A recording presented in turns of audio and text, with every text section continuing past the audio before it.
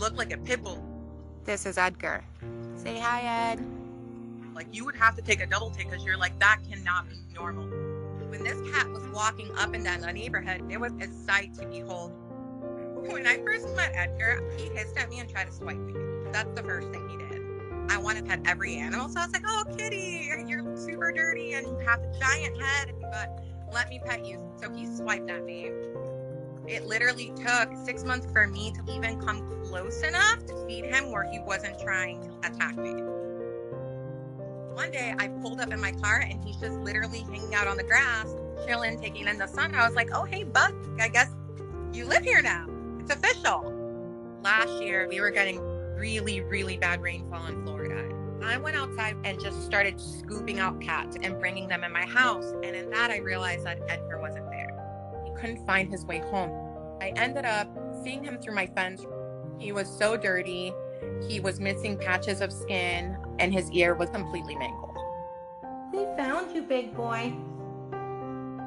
I know. We're gonna take care of that ear, Bubba.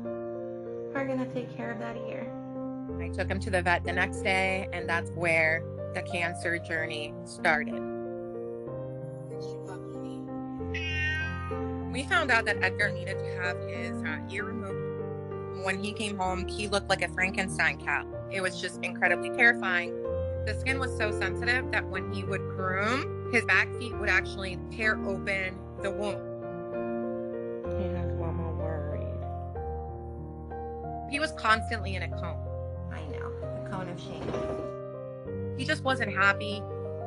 And he is going to be in the cone of shame for a while. I really started thinking, okay, what can we do to solve this cone issue, but at the same time, create a barrier between his nails and where his ear used to be. That's how the hat came to be. The first hat that I ever got him was the Winnie the Pooh hat. And I was like, he's going to freak out. I put it on. He kept it on. It worked. He actually kept the hat on. I think that this is our favorite hat because it matches him. And I feel like it makes him feel like he never lost an ear to begin with. The snazzy bear.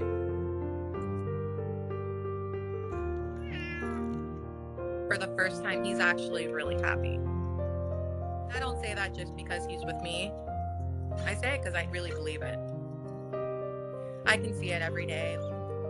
It's the littlest things that he does. Something in him clicked and he's like, this is where I'm supposed to be. This is where I'm going to be safe.